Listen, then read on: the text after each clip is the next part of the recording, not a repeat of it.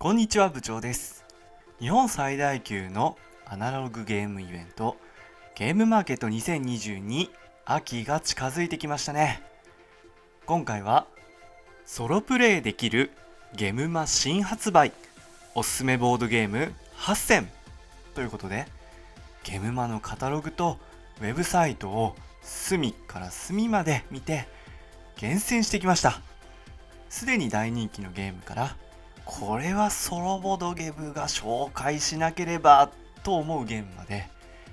軽いプレイ感のものから順にご紹介していきます。今回ゲームマーケットに行けないという方にも、ゲームマーケット後通販可能かどうかも案内していますので、ぜひご覧ください。今回ご紹介するのはソロプレイが可能でゲームマーケット初出展作品に限ります。ご紹介するもの以外にも面白そうなソロプレイ可能なゲームはたくさんあったのは言うまでもありません。ご注意として、動画制作時点と情報が変わっているものがある場合があります。概要欄に各ゲームの制作者様の Twitter などのリンクがありますので、最新情報はそちらから各自ご確認をお願いします。そしてゲームマーケットにて特別価格を設定していらっしゃる方が多くいます。通販と金額が違う場合もありますので、十分ご確認の上ご購入をお願いいたします。ソロボードゲームのゲームプレイ動画は、オリエンテーション、準備運動、イメトレ、練習、オリエンでゲームの面白さやソロモードを、準備運動でゲームのセットアップ、イメトレで動きや流れを把握し、練習で投資プレイ、プレイ以外のコンテンツも順次更新していきます。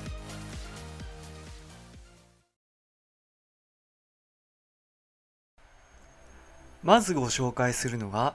マルゲームデザインさんの数律です。マルさんとは春のゲームマーケットで販売されたハムログを購入してからのご縁で、拡張版もクラウドファンディングにて支援させていただきました。テストプレイ段階からこの色鮮やかなカードが並ぶ光景がとても素敵で、どんなゲームなんだろうとすごく興味がありました。ルールはカード1枚に最大4つ書かれた数字を1箇所つなげるだけというシンプルなもの。数字はアップであれば直近の数字よりも大きいものを、ダウンであれば小さいものを作ります。ゾロ目で置くとアップとダウンが変わり、手札を1枚得て様々な状況に対応できるようになります。また景色をつなぐと連続手番ができます。最も早く手札をなくした人が勝ちです。ソロプレイでは難易度によってノルマの枚数が決まっていて、その枚数をすべて置き切ればクリア、できなければ失敗となります。ゾロ目も景色をつなぐことでもアップダウンが変わり、常に3枚ある手札からどの順番でどこに置いていくかを想定しながら配置していきます。計算と発見と、そして完成した盤面の世界の広がりを楽しめるゲームなんじゃないかなと思います。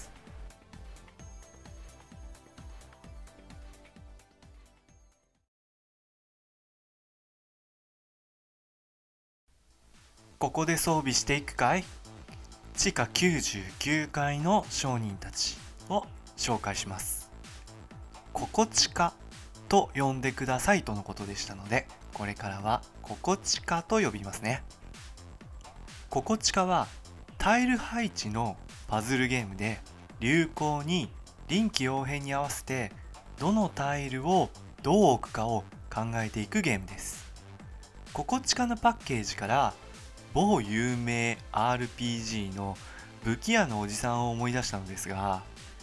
それよりもこのゲームは個人的な感想ですが、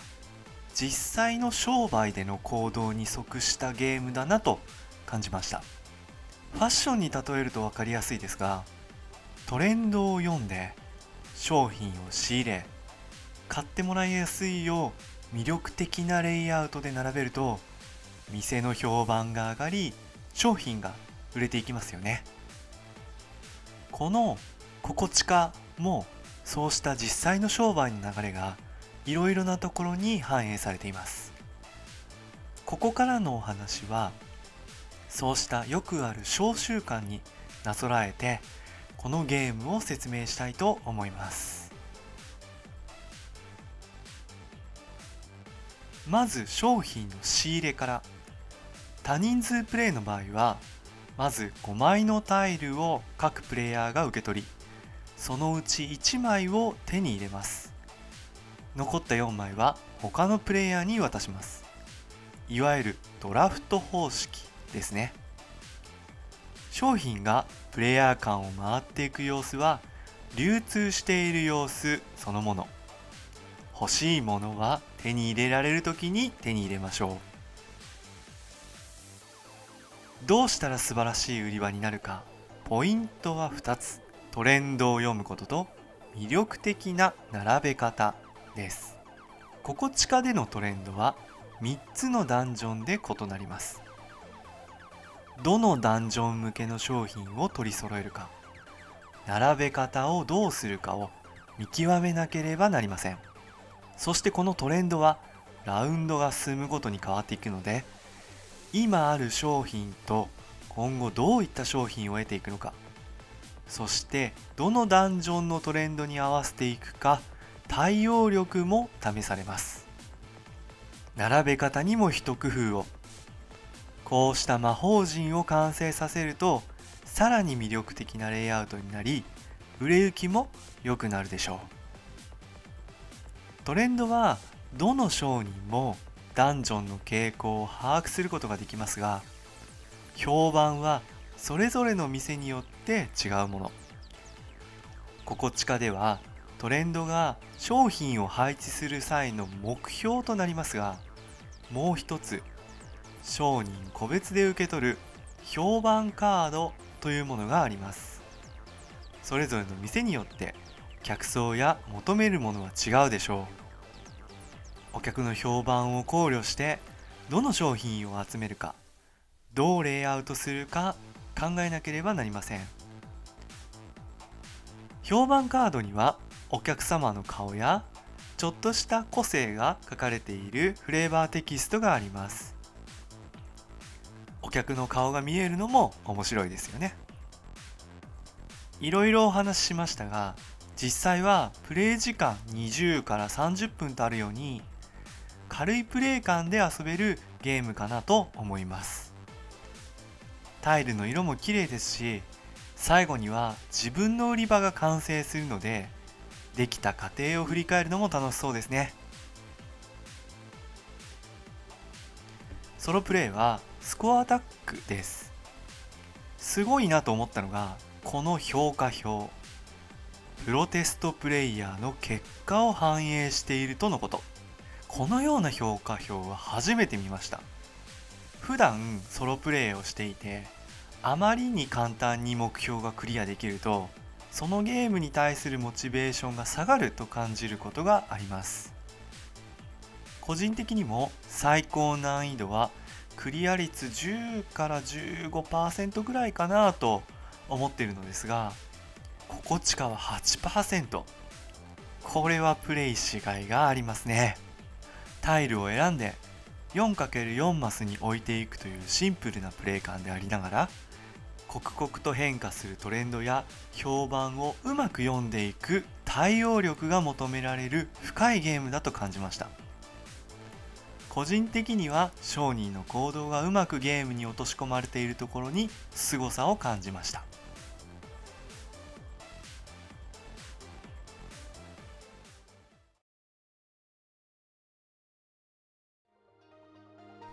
マリンゴーランド。まずシンプルだけど可愛いアートワークが目を引きますね。初めてこのゲームを見て思い出したのがイワシトルネードです。大量のイワシがきれいに渦を巻いて泳ぐ姿が浮かんだのですが、ゲームにもちゃんとイワシがいて嬉しかったですね。このように円になった魚たちのタイルをうまく入れ替えてダイスを振って早く周回することで勝利点を得ていくタイル構築型すごろくゲームです。プレイの方法もすごろくと同じようにダイスを振ってその場所の効果を得ていくだけなので、アートワークを含めてゲームに慣れていない方にも遊びやすいゲームだと感じます。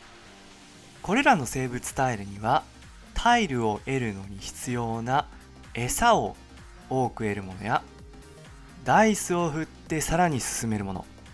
中にはタイルを取り除いてその分周回スピードを上げるものなど様々な効果があります。そしてこの生物タイルの効果をさらに活かすのがリンク。同じ手番中に同じ種類の生物タイルから生物タイルへ移動することをリンクと呼ぶのですが、リンクすることで移動先のタイルに各生物の色で示されたリンクサークルという丸が書いてあれば、その中のアイコンの効果を追加で起動することができます。うまく効果を続けさせるためには、どの生物タイルをどこに置くのか考えるのがいろいろな戦略ができそうですよね。2人プレイでは相手がどの生物タイルが欲しいのか分かりやすいので、場のタイルを一部入れ替えることができて、相手の思うようにさせないこともできます。2人プレイでは早く周回するなどして多くの勝利点を得た方が勝ちになりますが、ソロプレイでは5つの勝利点を得るのに何手番かかったかによって評価されます。なので短ければ短いほど評価が高くなりますね。より計画的に生物タイルを選べるので、今回はウミガメをたくさん集めてみようかなとか、今日はダイス運がいいからペンギンのリンクを狙ってみようとか、戦略にもプレイヤーの個性が出ていろんな人が遊べそうなゲームだと感じました。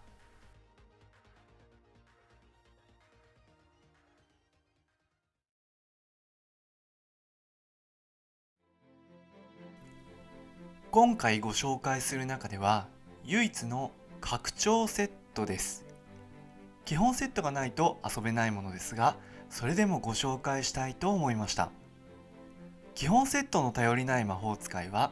2022年春のゲームマーケットで発売されました。自分はその後に通販で購入したのですが、一発でこのアートワークに心を奪われました。まさにドラゴンマップを探索し、敵と戦い、仲間を集め、魔法を覚え、最終的にボスと戦う王道ですよね。この王道 RPG をきれいにカードのみにまとめ上げたのがこの頼りない魔法使いです。購入して説明書を読んで、デザイナーの上林さんはカードの魔術師かと思いました。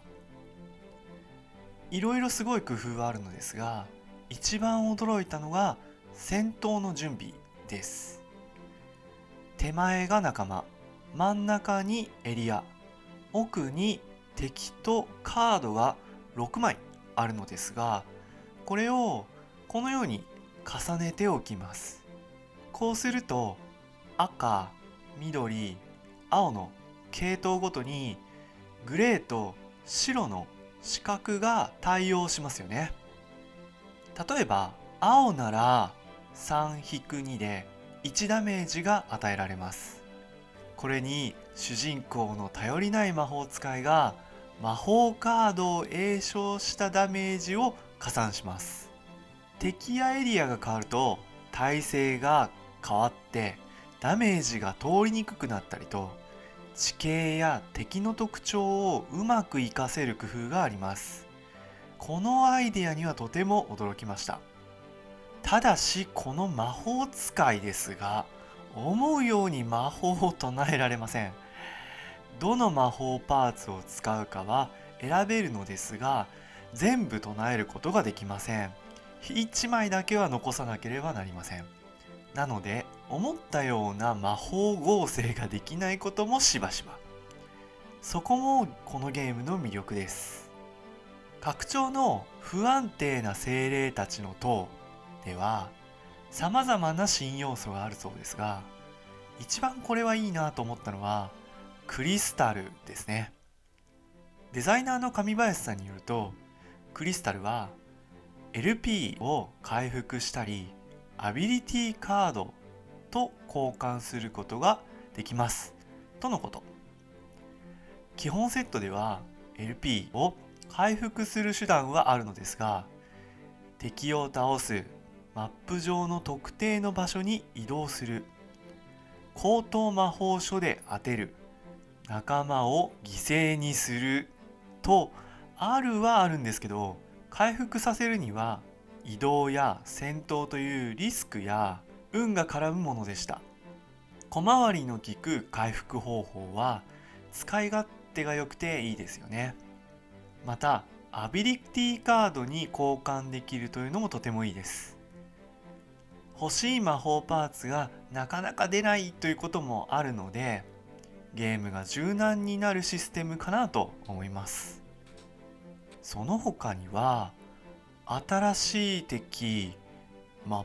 プ、装備、そして協力者もいるそうですよ。なんだかこの敵、今までの敵とは様子が違いますね。もしやまさに王道 RPG、そしてこんなカードの使い方があるのかという工夫いっぱいのゲームです。この魔法使いさんは本当に魔法が安定しないので、雑魚的に特大魔法を唱えたり、ボスに基本魔法しか唱えなかったりするのですが、決まった時の爽快感はすごく気持ちがいいですね。拡張ではもう少し安定した旅が遅れそうですが、新たな敵も手強そうです。頼りない魔法使いワールドが広がるのが楽しみですね。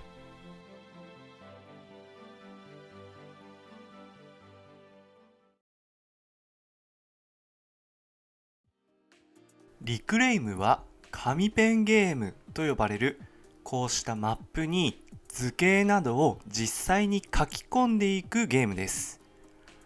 マップ上に描かれた城をつないでいくことや領地を拡大していくことで得点が増えていきます。個人的に特徴だと思うことが2つあります。1つはこの基地、白抜きの三角と領地、黒三角。拡大するためのピースを置くための資源として使うと基地が設置され、その囲んだ区画が全て基地になると領地と変わります。前半10ラウンドは城と城を基地でいくつつなげられたかで得点が決まり、後半6ラウンドは城の周りにいかに大きな四角形の領地を作ることで得点が得られるという要素が加わります。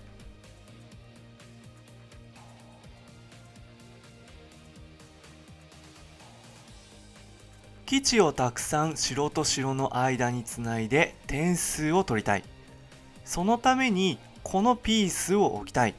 だけどここの資源を使って基地にしてしまうと領地になってしまって、城と城が分断されて点数が下がってしまうなというジレンマが起きます。そしてもう一つが、城と城を基地でつなぐことで得られる得点に上限があるのですが、とあることをすると上限が下がってしまうということです。それがピースを置くためのコストが払えないときと、特別アクションというものをしたときです。特別アクションは1ラウンドに1回だけ行えるのですが、ピースを置くか基地を最大3つまで置くことができます。せっかくたくさんの城をつなげても上限までしか得点ができないのも悩ましいですね。どの資源を使うか、どの城と城をつなぐのか、どこを領地化するのか、特別アクションをするかしないかなど、たくさんの選択の分岐点がある歯ごたえのある紙ペンゲームだと感じます。記入するための筆記具と消すための布までついている心遣いも嬉しいですね。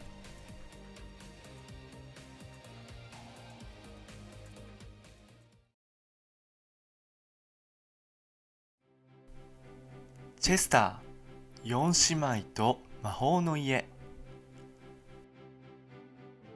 老いた老子から土地をもらった魔法使いの4姉妹がお屋敷を建てることになりました。お屋敷といってもそこは魔法使い。彼女たちが作る部屋はドアを開けると別の空間につながる魔法の部屋です。庭いじりが好きな長女、料理と食べることに夢中の次女、本が好きな三女、寝ることが趣味の四女、それぞれが使い魔を刺激して自由気ままに部屋を作っていきます。この不思議な間取りのお屋敷作りに一番貢献した魔女は一体誰になるのでしょうか。このゲームは魔女たちプレイヤーが部屋を作るということもあって、よくあるタイル配置ゲームに魔法がかけられているような仕組みがあります。特徴的な2つの魔法をご紹介しましょう。なお、ソロルールに関してはスコアアタックとお聞きしています。最終追い込みをかけてらっしゃるということなので、最新情報はオールドゲームサイクルさんの Twitter 等をご確認ください。今回は多人数プレイでのルールに基づいてお話を進めていきますね。矢印のついた不思議な部屋。部屋には1から4本の色のついた矢印がついています。よくあるタイル配置ゲームだと、出入り口や色が隣のタイルと合うように配置してくださいというものが多いでしょう。このチェスターでは矢印の向く先にその色のついた部屋があればいいですよという意味を示しています。離れていても大丈夫です。使い魔が部屋を作る。部屋を建築する際には使い魔の力を借りましょう。使い魔が建築中の部屋は矢印の色と矢印の先の部屋が同じ色であればどんどん建築を進めていきます。矢印がすべて埋まったら部屋の完成、貢献度、得点を得ることができます。部屋を作り終えた使い魔たちはまた手元に帰ってきます。実はこの4色の部屋以外にも幽霊部屋と呼ばれる特別な部屋があるそうです。どんな部屋なのでしょうか。プレイ人数にもよりますが、規定のラウンドが終えたらゲーム終了します。実はゲーム開始時に1枚こうした魔女タイルが配られます。4方向にそれぞれの色の矢印がありますね。これを満たす部屋ができていたらさらに得点を伸ばすことができます。魔女たちのお気に入りのスペースができると嬉しいですよね。タイル配置し、使い魔を置き、完成したら使い魔を回収するあたりがタイル配置の名作カルカソンヌを連想させます。お好きな方はスムーズにプレイできると思いました。素敵な魔女たちとアートワーク、テーマを生かした不思議なタイルの配置の仕方、他の魔女にも幽霊部屋で少しいたずらを。皆さんの前には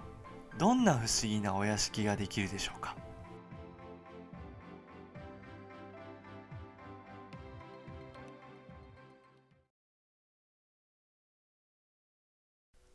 工藤さんのゲーム、ぬくみ温泉開拓記。以前当チャンネルでも開封動画、セットアップ解説、プレイ動画と数多く動画を作成させていただいたぐらい大好きなゲームです。このゲームは2022年9月にすでに発売されていますが、ゲームマーケットでは初出品なのでご紹介します。大人気国産ボードゲーム、ぬくみ温泉繁盛記の続編で、柔らかいテーマやイラスト、雰囲気はそのままにして、ゲームシステムを一新、バックビルディングになりました。何が出てくるかわからないドキドキと、その資源の中でどうやりくりするか、最も勝利点を得られる最善手は何か、頭をひねるのが楽しいゲームです。6人12種類の固有の特徴があるパートナーによってプレイ感が変わるので何度でも楽しめます。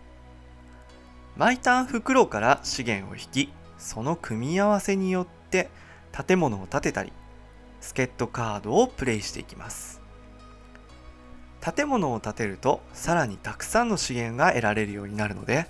できることがだんだん増えていきます。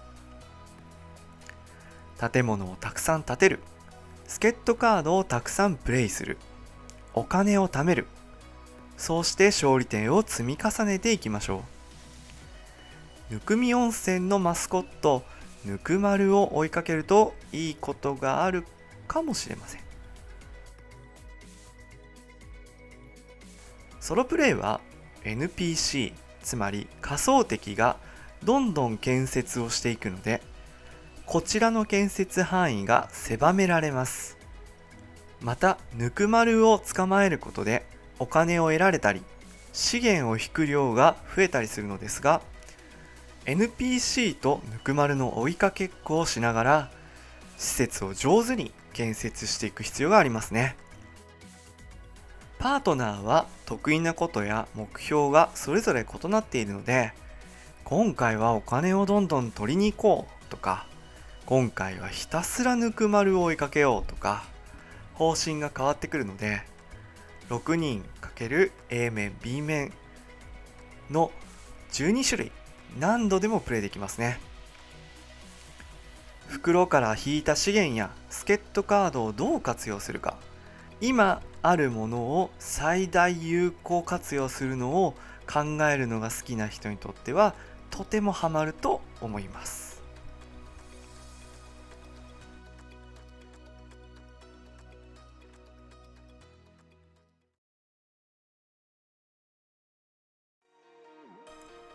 最後はこのゾラです。言い方は良くないかもしれませんが、このゲームはうちのチャンネルが紹介しなければと思いました。ソロプレイがメイン、そしてプレイ時間4時間です。4時間もかかるゲームなのに、たった約 3.5 センチ四方のパッケージのみ。こんなに小さい箱なのに超重量ゲームです。ゲームはグローと呼ばれる謎の生命体に汚染された宇宙探査船ゾラ。あなたは2人の仲間と共に艦内の生存者を助けながら、さらに地球へ落下するゾラを可能な限り解体し、被害を最小限にとどめなければなりません。あなたはグローの攻撃をかわしながら55ターン以内に空から脱出できるでしょうか。ゲームの大まかな流れは、55ターン以内に館内を捜索してリターンコードというものを探し出し、それを脱出用のシャトルにセットすれば一応はクリアとなります。しかしそこにアイテムの取得、生存者の確保、扉の開閉、さらに地球への被害を減らすための館内の一部切り離し、パージなど様々な要素があります。こうした要素を行うほどポイントが伸びていくのですが、当然謎の生命体グローと遭遇するリスクも高まります。このように非常に要素の多いゲームなのですが、最も基本的な動きをつかむと理解が早いと思いますので、この動画ではこの G コンダクトカードと P コンダクトカードについてご紹介します。まずプレイヤー L と仲間 M、S の3人がこのターンに行う行動を指定します。そしてG コンダクトカードを回転させ、描かれたアイコンを順番に処理していきます。そこでプレイヤーと仲間が指定したものと一致すると処理を行います。なので G コンダクトカードの順番で必ず処理が行われるということですね。この G コンダクトカードが1周したら1ラウンド終了です。デザイナーの市野はじめさんが実際の動きを YouTube でアップされているので、概要欄にリンクを貼っておきますね。先ほども言いましたが、カードの種類やアイコンの種類、オリジナルの用語、ルール量など非常に要素の多いゲームです。またプレイ方法もあまり類似したものがないのかなと思います。だからこそソロプレイでルールの把握からクリアまでがっつりゲームに没頭したい方にはもってこいなゲームだと思います。クリアした時の達成感はものすごいでしょう。事前にデザイナーの市野はじめさんにお聞きしたのですが、このゲームの魅力は行動する前にどのようにクリアを目指すか戦略的に考えていくこと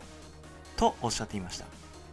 初期のカードの配置は自分で決めることができます。自由に空を組み立てて緊張感あふれるグローとのやり取りをするのもいいし、徹底的に安全策を取るのもいい。ハイスコアを狙ってリスクを負ったプレイをしてみる。いろいろな切り口で楽しめるゲームだと思いました。